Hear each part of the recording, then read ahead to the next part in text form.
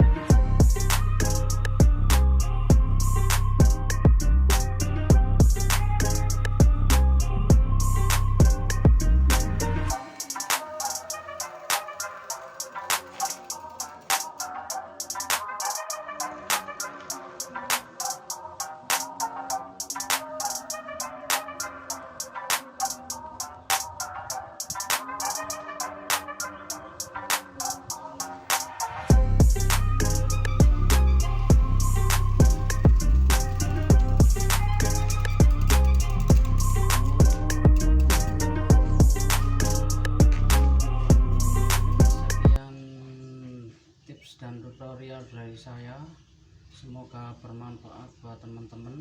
Tonton terus video saya, tunggu video selanjutnya. Terima kasih.